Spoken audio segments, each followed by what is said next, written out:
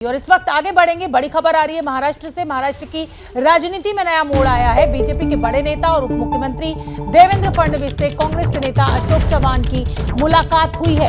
सवाल यह है कि क्या शिवसेना के बाद अब कांग्रेस भी टूटने वाली है?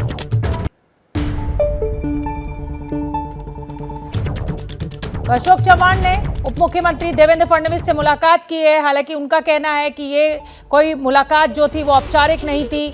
चव्हाण ने कहा कि बीजेपी में नहीं जा रहे हैं। मुख्यमंत्री एकनाथ शिंदे के ओएसडी के घर हम गणेश दर्शन करने गए थे, वहीं पर ये फडणवीस साहब मिल गए। तो क्या ये संयोग है या फिर कुछ और बड़ी हलचल, आने वाले तूफान की आहट है? पहले शिवसेना टूटी और अब क्या? अगला नंबर कांग्रेस का होगा। जितेंद्र दीक्षित मुंबई से हमारे साथ लाइव जुड़ रहे हैं। रौनक कुकड़े भी मुंबई से हमारे साथ जुड़ रहे हैं इसी बड़ी खबर पर। रौनक कुकड़े, पहले मैं आपके पास आऊं उससे पहले जितेंद्र, मैं आपका रुख करना चाहूंगी।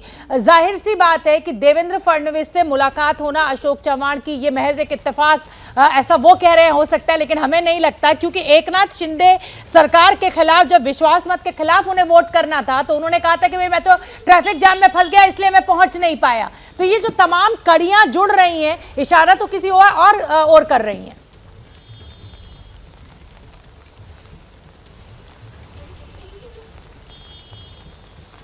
जितेंद्र।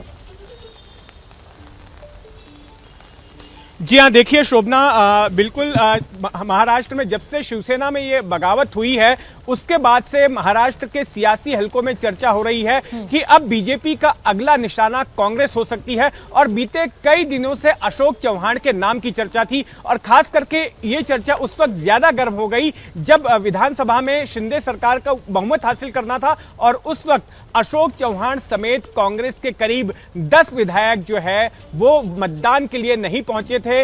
वो देरी से वहां पर पहुंचे थे और विधान भवन का दरवाजा बंद हो चुका था। और उसके बाद से लगातार ऐसी चर्चा चल रही थी कि अशोक चव्हाण बीजेपी के संपर्क में हैं। और अब इस खबर को और ज्यादा बल मिल गया है जब परसों के दिन अशोक चव्हाण ने देवेंद्र फडणवीस से मुलाकात की। एक कॉमन फ्रेंड के यहां पर करीब 20 मिनट तक इनके बीच में चर्चा हुई और यह माना जा रहा है कि इस चर्चा के दौरान सियासी बातें हुई हैं। हालांकि दोनों ही पक्षों ने अभी तक इस बात की पुष्टि नहीं की है कि क्या कुछ बातें हुई और क्या कोई सियासी आगे की रणनीति इस मुलाकात में तय की जानी है। लेकिन साफ संकेत मिल रहा है कि बीजेपी का इशारा जो है साल 2024 के लिए जो लोकसभा के चुनाव हैं उसकी रणनीति को देखते हुए महाराष्ट्र में काफी कुछ बीजेपी कर रही है। उसमें पहला कदम यह था कि शिवसेना को तोड़ना और राज्य में अपनी सरकार गठित करना, और अब दूसरा कदम यही माना जा रहा है कि कांग्रेस में भी दो फाड़ की जा सकती है। कांग्रेस पहले से ही महाराष्ट्र में काफी वल्नरेबल है। ठीक है, आप दोनों ही बने रहिए हमारे साथ और हम अपने दर्शकों को बता दें कि देवेंद्र फडणवीस और अशोक चव्हाण के बीच हुई मुलाकात पर शिवसेना की प्रवक्ता मनीषा कयादे का कहना है कि बीजेपी पैसे और सत्ता के जोर पर सभी राज्यों को हथियाना चाहती है। भारतीय जनता पार्टी में एक होड़ लगी है, वो सारे राज्य हस्तगत करना चाहते हैं और सारे और उनकी ही सत्ता हो। लोग उनसे चाहे खुश हो या ना खुश हो, पैसे का लालच दिखाना, सत्ता का लालच दिखाना, यह करके भारतीय जनता पार्टी हर एक दूसरे पार्टी में तोड़फोड़ करना चाहती है और उनको सबसे बड़ा डर है वो रीजनल पार्टी से।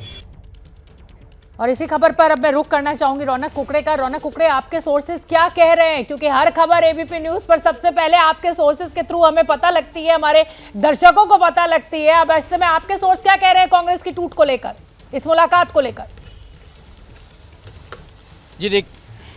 जी देखिए शोभना, निश्चित तौर पर जब अगर कहीं आग लगी है तभी धुआं निकलता हुआ दिखाई देता है, कहावत है। इसलिए हम कहना चाहेंगे, बताना चाहेंगे, जैसे कि जितेंद्र दीक्षित ने बताया कि जब शिंदे सरकार का विश्वास मत था उस दौरान अशोक चव्हाण और करीबन 10 विधायक जो है वो सही वक्त पर नहीं पहुंचे थे। लेकिन मैं उससे थोड़ा पीछे ले जाना चाहता हूँ। महाराष्ट्र में सत्ता परिवर्तन के पहले विधान परिषद का चुनाव हुआ था 20 जून को। ये वो तारीख थी जिस दिन शिंदे ने रात को बगावत कर डाली थी और उसी दिन कांग्रेस में भी जमकर क्रॉस वोटिंग वोटिंग जो है वो देखने को मिली थी। और बताया जाता है कि जिन विधायकों ने क्रॉस वोटिंग की थी उन पर कार्रवाई करने के लिए कांग्रेस ने कमेटी गठित की है, जिसका नेतृत्व मोहन प्रकाश कर रहे हैं, महासचिव है कांग्रेस के, और वो ये सब कुछ देख रहे हैं। तो जिन विधायकों ने क्रॉस वोटिंग की है, ऐसे लोगों के नाम जो है वो कहीं ना कहीं पार्टी को पता लग गए हैं और इन लोगों पर जल्दी कार्रवाई हो सकती है। पहला प्लान यह है कि अगर कांग्रेस पार्टी इन विधायकों को निष्कासित कर देती है, इन्हें पार्टी से हटा देती है, तो ये इंडिपेंडेंट विधायक हो जाएंगे और ऐसे में इनके लिए आसानी हो जाएगी कि ये शिंदे सरकार में शामिल हो सकते हैं। लेकिन दूसरा प्लान ये है जिसको लेकर मुझे लग रहा है कि बीजेपी नेताओं से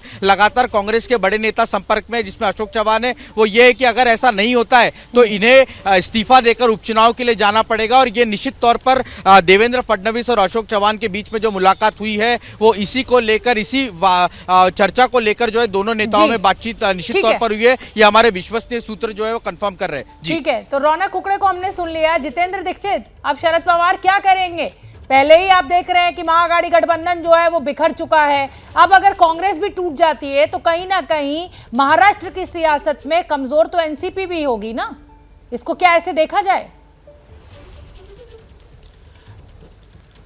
जी हाँ, बिल्कुल। देखिए, एनसीपी के मामले में भी हम एक बार देख चुके हैं कि एनसीपी भी एक वल्नरेबल पार्टी है। और अगर मैं साल 2019 की बात करूं तो आपने देखा कि किस तरह से एक छोटी सी बगावत जो काफी छोटे समय के लिए एनसीपी में चली थी, और वो बगावत भी बीजेपी ने करवाई थी। आपको वो तारीख याद होगी 23 नवंबर 2019 की, जब एक सुबह अचानक में आपको देवेंद्र फडणवीस मुख्यमंत्री की और अजीत पवार उप मुख्यमंत्री पद की शपथ लेते नजर आए थे।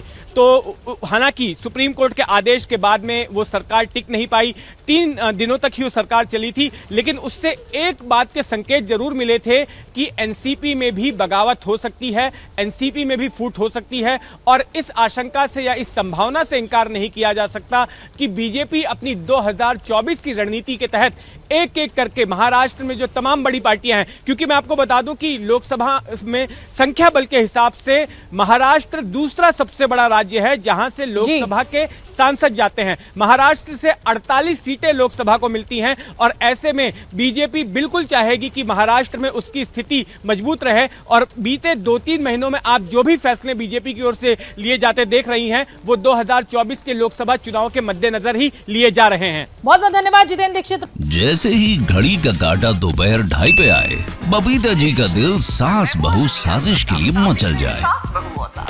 और ये है इनकी बहू, पूरे दिन ऑफिस की टेंशन हो जाए गॉन जब ये करें अपना फेवरेट शो फ्री टाइम पे ऑन। इनकी तरह आप भी देखें अपना फेवरेट शो अपने टाइम पर और डाउनलोड कीजिए एबीपी लाइव ऐप अपने स्मार्ट टीवी पर।